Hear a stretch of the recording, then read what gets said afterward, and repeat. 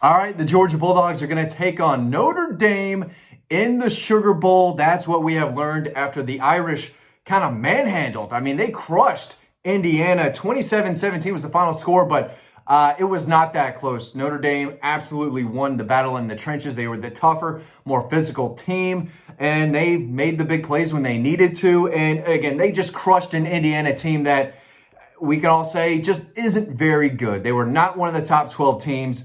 They beat a lot of really bad teams all season long and could not move the ball at all against a really, really stout Notre Dame defense.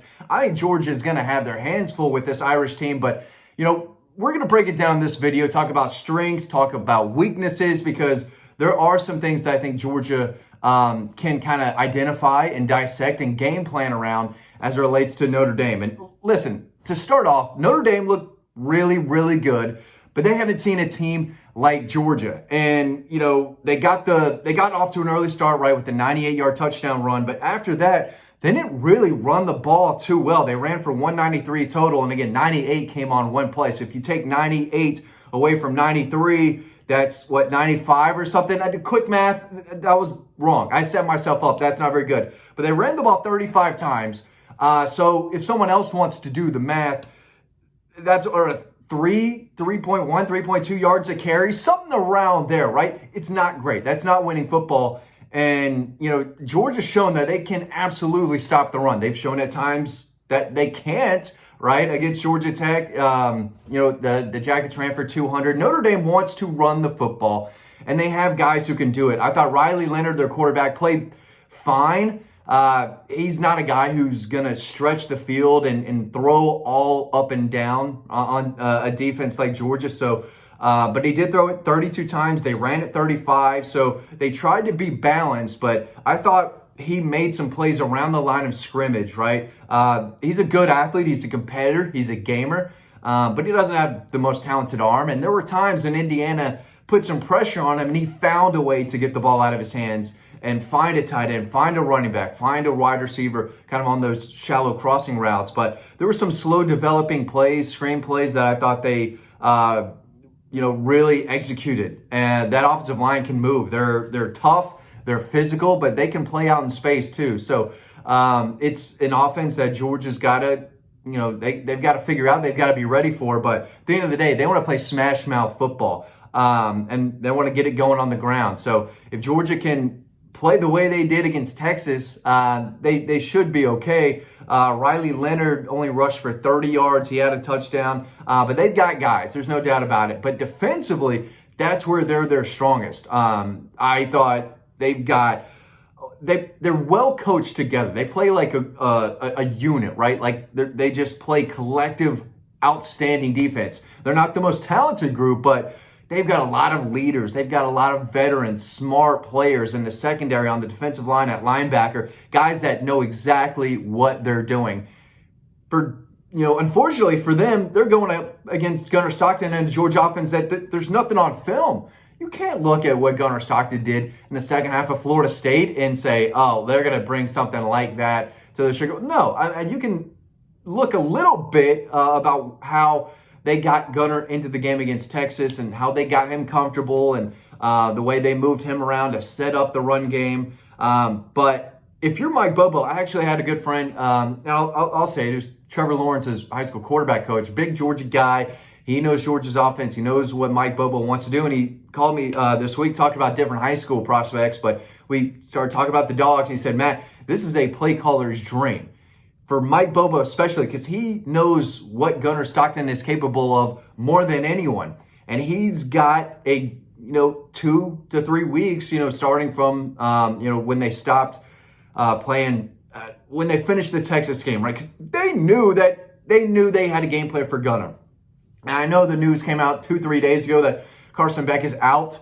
We told y'all that a long time ago. That was far from breaking news. I mean, this was Gunnar's show. We've been making videos about Gunnar playing in the Sugar Bowl for weeks now. So that should not have surprised anyone. No, I mean, yeah, no kidding. Carson Beck's not playing in the Sugar Bowl, whatever. Y'all knew this, watching this video. So, and Mike Bobo obviously knew it too. So he had, 2-3 weeks to prepare a game plan that Notre Dame hasn't seen, right? And that's a major advantage for Mike Bobo and Gunnar Stockton to put stuff out there, to practice stuff that they have no idea what's coming.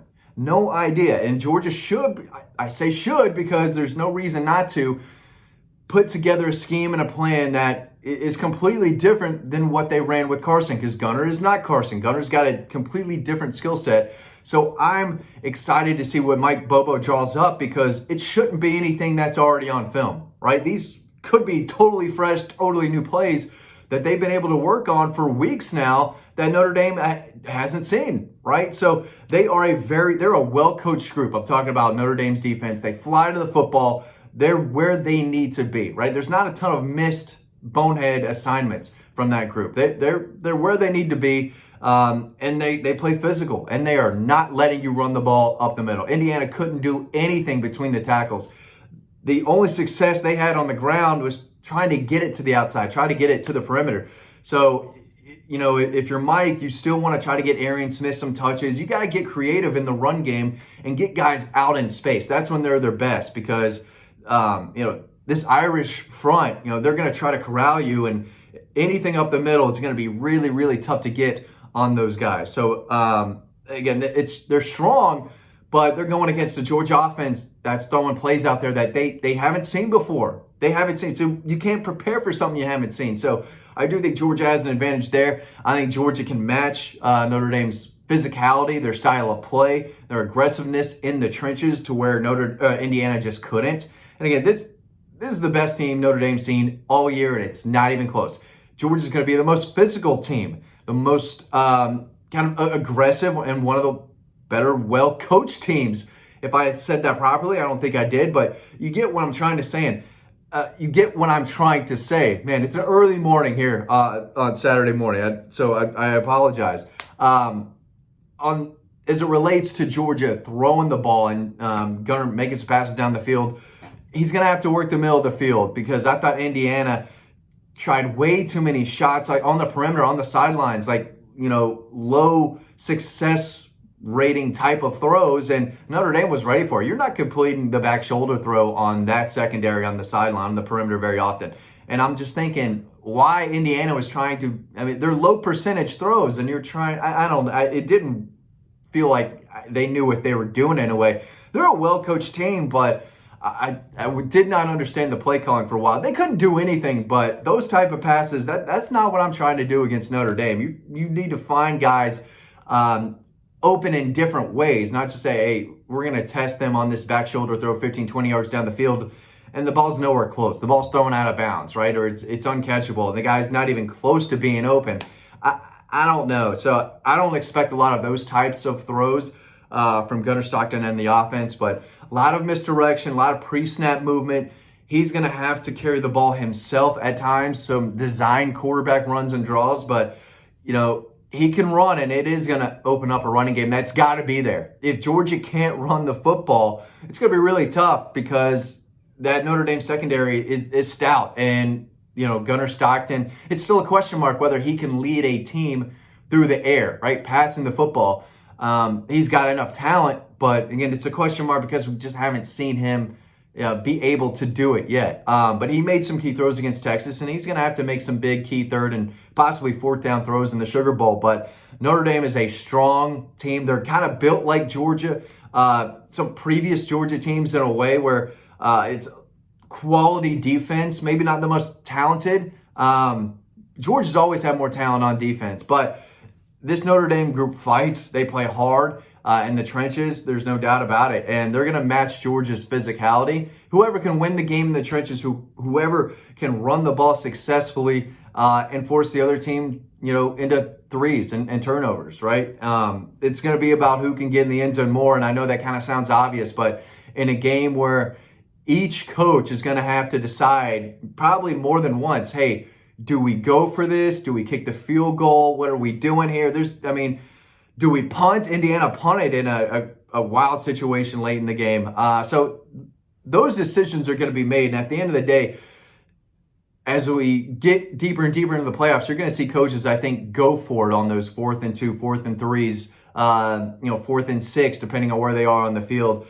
Punts and field goals are not going to do it. You want those field goals early, because it's going to help you later in the game, but especially in the fourth quarter, which team can find a way to complete that fourth and short, right, when the game's on the line. Notre Dame is a team that can do that. They can win the game and beat teams in the trenches. They're physically well put together up front. They have a strong offensive line that I think moves well, plays in space. They've got a running game. They've got a quarterback that knows how to win and plays with competitive fire, doesn't make a ton of mistakes, and they're well coached. So this is a well-rounded Notre Dame team. I still don't think they're as talented, and they're probably not better than Georgia, but I expect this to be a four-quarter war. Another one that Georgia's going to be in, but at the end of the day, they're going to have to make the plays because they're going to have to earn it too, because this Notre Dame team is stout. I'm not saying they're going to beat Georgia. I still like Georgia's chances in this game, but Georgia's going to have to be the more physical team, no doubt about it, and they're going to have to use Gunnar Stockton to open up